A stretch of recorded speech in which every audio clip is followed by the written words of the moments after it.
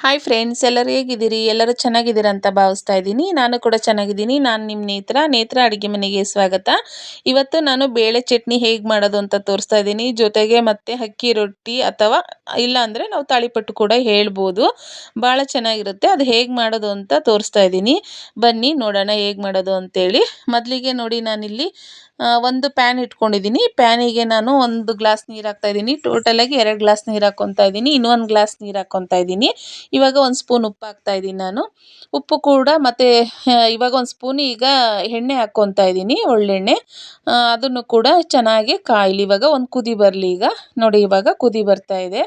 ಇವಾಗ ನಾನು ಇದಕ್ಕೆ ಅಕ್ಕಿ ಹಿಟ್ಟು ಹಾಕ್ಕೊತಾ ಇದ್ದೀನಿ. ಮನೆದೇ ಇದು. ಬೇಕಾದರೆ ನಿಮಗೆ ಅಂಗಡಿಯಲ್ಲಿ ಸಿಗುತ್ತಲ್ಲ, ಅದನ್ನು ಕೂಡ ಯೂಸ್ ಮಾಡ್ಕೋಬೋದು. ಇವಾಗ 2 ಕುದಿ ಬರೋ ತನಕನೂ ಈ ರೀತಿಯಾಗಿ ಬಿಡೋಣ ಅಕ್ಕಿ ಹಿಟ್ಟನ್ನ. ನೋಡಿ, ಇವಾಗ ಈ ರೀತಿಗೆ ಇದು ಅರ್ಧ ಕೆಜಿ ಇದೆ ಅಕ್ಕಿ ಹಿಟ್ಟು. ಈ ರೀತಿಯಾಗಿ ಒಂದು ಕುದಿ ಬಂದಮೇಲೆ ನಾವೀಗ ಗ್ಯಾಸ್ ಆಫ್ ಮಾಡ್ಕೊಳ್ಳೋಣ. ಗ್ಯಾಸ್ ಆಫ್ ಮಾಡಿಕೊಂಡು ಈ ರೀತಿಯಾಗೆಲ್ಲ ಚೆನ್ನಾಗಿ ಮಿಕ್ಸ್ ಮಾಡ್ಕೊಳ್ಳೋಣ. ಇವಾಗ ನಾನು ಸಣ್ಣದಾಗಿ ಹೆಚ್ಚಿಟ್ಕೊಂಡಿರೋದು ಹಸಿಮೆಣ್ಸಿಕಾಯಿ ಹಾಕಿದ್ದೀನಿ. ಇಲ್ಲೂ 3ರಿಂದ 4 ಖಾರ ಇಲ್ಲ ಅಷ್ಟು, ಬೇಕಾದರೆ ಕಮ್ಮಿ ಮಾಡ್ಕೋಬೋದು. ಈರುಳ್ಳಿ ಕೂಡ ಹಾಕ್ಕೊತಾ ಇದ್ದೀನಿ. ಈರುಳ್ಳಿ ಕೂಡ 3ರಿಂದ 4. ಮತ್ತು ಇವಾಗ ಕ್ಯಾರೆಟ್ ಹಾಕ್ಕೊಂಡಿದ್ದೀನಿ, 2 ತೊಗೊಂಡಿದ್ದೀನಿ ಕ್ಯಾರೆಟು. ಸಬ್ಬಕ್ಸಿ ಸೊಪ್ಪು 1 ಕಟ್ಟು, ಮತ್ತು ಕೊತ್ತಂಬರಿ ಸ್ವಲ್ಪ. ಎಲ್ಲದನ್ನು ಈ ರೀತಿಯಾಗಿ ಚೆನ್ನಾಗಿ ಮಿಕ್ಸ್ ಮಾಡ್ಕೊಳ್ಳೋಣ. ಸುಡ್ತಾ ಇರುತ್ತೆ, ಸ್ವಲ್ಪ ನೋಡಿಕೊಂಡು ಮಿಕ್ಸ್ ಮಾಡ್ಕೊಳ್ಳಿ. ಈ ರೀತಿಯಾಗೆಲ್ಲ ಚೆನ್ನಾಗಿ ಮಿಕ್ಸ್ ಮಾಡಿಕೊಂಡು ಒಂದು ಸ್ವಲ್ಪ ಮುಚ್ಚಿಡೋಣ. ಇವಾಗ ಇದನ್ನು ಒಂದು ಸ್ವಲ್ಪ ರೆಸ್ಟ್ ತೊಗೊಳ್ಳಿ. ಇದನ್ನು ಎಲ್ಲ ಚೆನ್ನಾಗಿ ಕೂಡ್ಕೊಳ್ಳಿ ಎಲ್ಲ ಇದು. ಇವಾಗ ಸ್ವಲ್ಪ ಸೈಡಿಗೆ ಸಪ್ರೇಟ್ ತೆಗೆದಿಟ್ಟು ಇವಾಗ ಚಟ್ನಿ ಮಾಡಬೇಕಲ್ಲ, ಹಾಗಾಗಿ ಇನ್ನೊಂದು ಪ್ಯಾನ್ ತೊಗೊಂಡಿದ್ದೀನಿ. ಅದಕ್ಕೊಂದು ಸ್ವಲ್ಪ ಎಣ್ಣೆ ಹಾಕಿದ್ದೀನಿ. ಅದಕ್ಕೆ ಮತ್ತು ಇವಾಗ ತೊಗರಿಬೇಳೆ ತೊಗೊಂಡಿದ್ದೀನಿ. 3ರಿಂದ 4 ಸ್ಪೂನ್ ತೊಗರಿಬೇಳೆ ಹಾಕ್ಕೊಂಡಿದ್ದೀನಿ. ಕಡಲೆಬೇಳೆ ಕೂಡ ಅಷ್ಟೇ, 3ರಿಂದ 4 ಸ್ಪೂನು ಕಡಲೆಬೇಳೆ ಹಾಕ್ಕೊಂಡಿದ್ದೀನಿ. ಇವಾಗ ಲೋ ಫ್ಲೇಮಲ್ಲೇ ಚೆನ್ನಾಗಿ ಫ್ರೈ ಮಾಡ್ಕೊಳ್ಳೋಣ. ಇದು ಹಸಿ ಸ್ಮೆಲ್ಲೆಲ್ಲ ಹೋಗಬೇಕು, ಆ ರೀತಿಯಾಗಿ ಫ್ರೈ ಮಾಡ್ಕೊಳ್ಳೋಣ. ಬೇಳೆ ಸ್ಮೆಲ್ಲೆಲ್ಲ ಬರುತ್ತಲ್ಲ, ಹಾಗಾಗಿ ಆ ರೀತಿ ಸ್ಮೆಲ್ ಎಲ್ಲ ಹೋಗೋ ತನಕ ಲೋ ಫ್ಲೇಮಲ್ಲೇ ಈ ರೀತಿಯಾಗಿ ಫ್ರೈ ಮಾಡ್ಕೊಳ್ಳೋಣ. ಇವಾಗ ಇದಕ್ಕೆ ನಾನು ಶೇಂಗಾ ಬೀಜ ಹಾಕ್ತಾ ಇದ್ದೀನಿ. ಅದನ್ನು ಕೂಡ ಚೆನ್ನಾಗಿ ಫ್ರೈ ಮಾಡ್ಕೊಳ್ಳೋಣ. ನೋಡಿ, ಇದು ಶೇಂಗಾ ಬೀಜ ಕೂಡ ಒಂದು ಸ್ವಲ್ಪ ಜಾಸ್ತಿನೇ ತೊಗೊಂಡಿದ್ದೀನಿ, ಕಡಲೆಬೇಳೆ ಮತ್ತು ತೊಗರಿಬೇಳೆಗಿಂತ. ಬೇಕಾದರೆ ಜಾಸ್ತಿ ಇರೋರು ತೊಗೋಬೋದು, ಇಲ್ಲ ಕಮ್ಮಿನಾರು ತೊಗೋಬೋದು. ಸ್ವಲ್ಪ ಶೇಂಗಾ ಬೀಜ ಚಟ್ನಿಗೆಲ್ಲ ಜಾಸ್ತಿ ಇದ್ದರೆ ಚೆನ್ನಾಗಿರುತ್ತೆ ಟೇಸ್ಟು, ಹಾಗಾಗಿ ನಾನು ಜಾಸ್ತಿ ತೊಗೊಂಡಿದ್ದೀನಿ. ಇಲ್ಲಿ 5ರಿಂದ 6 ಸ್ಪೂನ್ ಹೆಚ್ಚಿಗೆ ಇದೆ, ಇದರಲ್ಲಿ ಜಾಸ್ತಿ ಇದೆ ಅದಕ್ಕಿಂತ. ಇವಾಗ ಬ್ಯಾಡಗಿ ಮೆಣಸಿಕಾಯಿ ಮತ್ತು ಗುಂಟ್ನೂರು ಮೆಣಸಿಕಾಯಿ 2 ಮಿಕ್ಸ್ ಇದ್ದಾವೆ.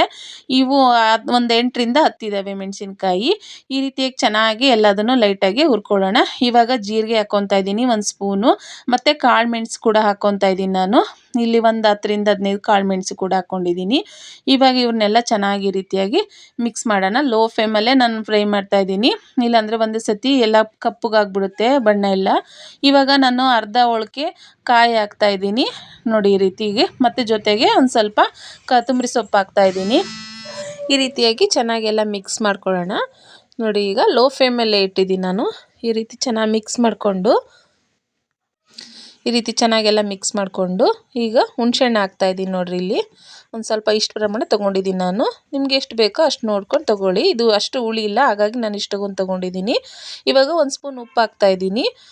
ನೋಡಿ, ಇವಾಗ 1 ಸ್ಪೂನ್ ಉಪ್ಪು ಹಾಕಿ, ಇವಾಗ ಈ ರುಚಿಗೆ ತಕ್ಕಷ್ಟು 1 ಸ್ಪೂನ್ ಉಪ್ಪು ಹಾಕಿ ಇದನ್ನು ಗ್ಯಾಸ್ ಆಫ್ ಮಾಡಿ ತಣ್ಣಗಾದ್ಮೇಲೆ ರುಬ್ಕೊಳ್ಳೋಣ. ಇವನ್ನೆಲ್ಲ ಚೆನ್ನಾಗಿ ಮಿಕ್ಸ್ ಮಾಡಿಕೊಂಡು, ನೋಡಿ, ಮಿಕ್ಸ್ ಮಾಡ್ಕೊಂಡು ತಣ್ಣಗಾದ್ಮೇಲೆ ರುಬ್ಬಿಟ್ಕೊಳ್ಳೋಣ ಸಪ್ರೇಟಾಗಿ. ಇವಾಗ ನಾವು ಮುಚ್ಚಿಟ್ಟಿದ್ವಲ್ಲ ಹಿಟ್ಟಿಂದು, ಇದನ್ನೆಲ್ಲ ತೊಗೊಂಡು ಇನ್ನೂ ಸ್ವಲ್ಪ ಬಿಸಿ ಇದೆ. ಇವಾಗ ನೋಡಿಕೊಂಡು ಚೆನ್ನಾಗಿ ನೋಡಿ, ಇನ್ನೂ ಸ್ವಲ್ಪ ಬಿಸಿ ಇದೆ, ಮಿಕ್ಸ್ ಮಾಡ್ಕೊಳ್ಳೋಣ ಅಷ್ಟುನು. ಈಗೆಲ್ಲ ಮೊದಲೇ ಈರುಳ್ಳಿ, ಕ್ಯಾರೆಟು, ಮೆಣಸಿನ್ಕಾಯಿ, ಕೊತ್ತಂಬರಿ ಸೊಪ್ಪು ಎಲ್ಲ ಹಾಕಿದ್ವಲ್ಲ, ಮತ್ತು ಇದನ್ನೆಲ್ಲ ಹಿಟ್ಟಿನ ಜೊತೆಗೆ ಮಿಕ್ಸ್ ಆಗಲಿ ಆ ರೀತಿಯಾಗಿ ಮಿಕ್ಸ್ ಮಾಡಿಕೊಂಡು ಉಂಡೆ ಮಾಡಿ ಇಟ್ಕೊಳ್ಳೋಣ. ಇದನ್ನು ತೊಟ್ಕೊಳ್ಬೇಕಲ್ಲ, ಹಾಗಾಗಿ ನೋಡಿ ಈ ರೀತಿಯಾಗಿ ಚೆನ್ನಾಗಿ ಒಂದು 2-3 ಸತಿ ಈ ರೀತಿಯಾಗಿ ಮಿಕ್ಸ್ ಮಾಡ್ಕೊಂಡು ನಾದ್ಕೊಂಡು ತೆಗೆದಿಟ್ಕೊಳ್ಳೋಣ. ನೋಡಿರಿ, ನಾನು ಇಷ್ಟು ಪ್ರಮಾಣದಲ್ಲಿ ಆಗಿದೆ. ಈ ರೀತಿಯಾಗಿ ಉಂಡೆ ಮಾಡಿಟ್ಕೊಂಡಿದ್ದೀನಿ. ಇದಕ್ಕಿಂತ ಚಿಕ್ಕದು ಬೇಕಾದ್ರೆ ಮಾಡ್ಕೋಬೋದು, ಇಲ್ಲ ದೊಡ್ಡದಾರ ಮಾಡ್ಕೋಬೋದು. ಒಂದು ಕಡೆಗೆ ನಾನು ಇವಾಗ ಹಂಚು ಕಾಯಲ್ಲಿ ಇಟ್ಟಿದ್ದೀನಿ. ನೋಡಿರಿ, ಈ ರೀತಿಯಾಗಿ ಬಟರ್ ಪೇಪರ್ ಇರುತ್ತಲ್ಲ, ಹೋಳಿಗೆ ಮಾಡೋದು, ಹೋಳಿಗೆ ತಟ್ಟೋ ಪೇಪರ್ ಇರುತ್ತಲ್ಲ, ಅದರಲ್ಲಾರ ಮಾಡ್ಬೋದು, ಇಲ್ಲಾಂದರೆ ಬಾಳೆದೆಲೆಲ್ಲಾದ್ರೂ ಮಾಡ್ಬೋದು. ಒಂದು ಸ್ವಲ್ಪ ಎಣ್ಣೆ ಹಚ್ಕೊಂಡು ಕೆಳಗಡೆ ಪೇಪರ್ಗೆ, ಕವರ್ಗೆ ಹಚ್ಕೊಂಡು ಈ ರೀತಿಯಾಗಿ ಒಂದೊಂದೇ ಉಂಡೆ ತೊಗೊಂಡು ಈ ರೀತಿಯಾಗಿ ಮಾಡಿಟ್ಕೊಂಡ್ರನ್ನ ಈ ರೀತಿಯಾಗಿ ಲಟ್ಸ್ಕೊಳ್ಳೋಣ. ನಿಮ್ಗೆ ಬೇಕಾದರೆ ದೊಡ್ಡ ಖಾರ ತುಂಬ ತೆಳುವಾಗಾರ ಮಾಡ್ಕೋಬೋದು, ಇಲ್ಲ ದಪ್ಪನಾರ ಮಾಡ್ಕೋಬೋದು. ನಾನು ಈ ರೀತಿಯಾಗಿ ಮಾಡ್ಕೊಂಡಿದ್ದೀನಿ ನೋಡಿ. ಈ ರೀತಿಯಾಗಿ ಇಷ್ಟು ಪ್ರಮಾಣ ಆದರೆ ನಂಗೆ ಸಾಕು. ಇವಾಗ ಹಂಚು ಕಾದಿದೆ, ಅದಕ್ಕೊಂದು ಸ್ಪೂನ್ ಎಣ್ಣೆ ಹಾಕ್ತಾಯಿದ್ದೀನಿ. ಇವಾಗ ಅದನ್ನು ಹಾಕಿದ ಮೇಲೆ ಇವಾಗ ಹಾಕಿ ತೆಗಿಯೋಣ. ತಟ್ಕೊಂಡಿದ್ವಲ್ಲ ಇವಾಗ ರೊಟ್ಟಿನ, ಅದನ್ನು ಹಾಕ್ತಾಯಿದ್ದೀನಿ ಈ ರೀತಿಯಾಗಿ. ನೋಡಿ, ಈ ರೀತಿ ಹಾಕ್ತಾಯಿದ್ದೀನಿ. ಭಾಳ ಅಂದರೆ ಬಹಳ ಚೆನ್ನಾಗಿರುತ್ತೆ. ಒಂದು ಸತಿ ಟ್ರೈ ಮಾಡಿ ನೋಡಿರಿ, ಮಕ್ಕಳಿಗಂತೂ ತುಂಬ ಇಷ್ಟ ಆಗುತ್ತೆ. ಅದರಲ್ಲೂ ಈ ಚಟ್ನಿ ಇದೆಯಲ್ಲ, ಯಾವುದಕ್ಕಾದ್ರೂ ನಾವು ಯೂಸ್ ಮಾಡ್ಬೋದು, ಭಾಳ ಚೆನ್ನಾಗಿರುತ್ತೆ. ನೋಡಿ ಈಗ ಇನ್ನೊಂದು ಕಡೆ, ಒಂದು ಕಡೆಯಿಂದ ಮತ್ತು ಇನ್ನೊಂದು ಕಡೆಗೆ ತೆಗ್ದು ಈ ರೀತಿಯಾಗಿ ಬೇಯಿಸೋಣ.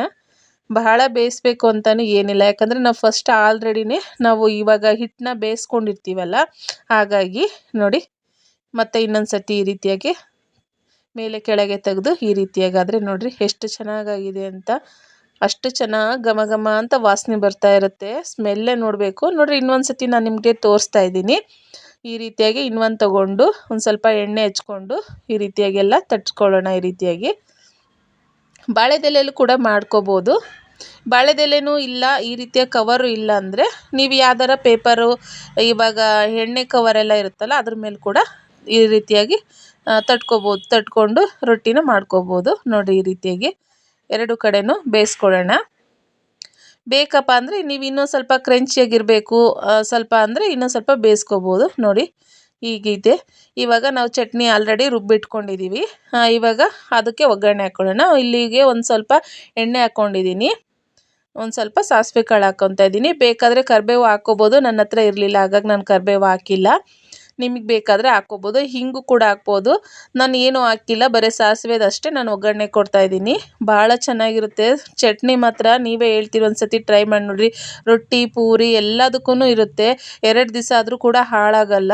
ನೋಡಿ ಒಗ್ಗರಣೆ ಹಾಕಿದ್ದೀನಿ, ಎಷ್ಟು ಚೆನ್ನಾಗಾಗಿದೆ ಅಂತಂದು. ನೋಡಿ ರೊಟ್ಟಿ ಕೂಡ ಆಗಿದೆ. ಎಷ್ಟು ಚೆನ್ನಾಗಿ ಸ್ಮೂತಾಗಿ ಹೆಂಗಾಗಿದೆ ನೋಡಿರಿ. ನೋಡಿ ಎಷ್ಟು ಚೆನ್ನಾಗಾಗಿದೆ, ಬಹಳ ಚೆನ್ನಾಗಿರುತ್ತೆ. ಒಂದು ಸತಿ ಟ್ರೈ ಮಾಡಿ ನೋಡಿ. ನೋಡಿ ನಾನೆಲ್ಲ ಈ ರೀತಿಯಾಗೆಲ್ಲ ಇದು ಮಾಡಿ ತೋರಿಸ್ತಾ ಇದ್ದೀನಿ. ಮತ್ತು ಒಂದು ಪ್ಲೇಟಿಗೆ ಸರ್ವ್ ಮಾಡ್ತಾ ಇದ್ದೀನಿ ನಾನು. ಈ ವಿಡಿಯೋ ನಿಮಗೆ ಇಷ್ಟ ಆದರೆ ಲೈಕ್ ಮಾಡಿ, ಶೇರ್ ಮಾಡಿ, ಸಬ್ಸ್ಕ್ರೈಬ್ ಮಾಡೋದನ್ನ ಮರಿಬೇಡಿ. ಪ್ಲೀಸ್ ಸಪೋರ್ಟ್ ಮಾಡಿ.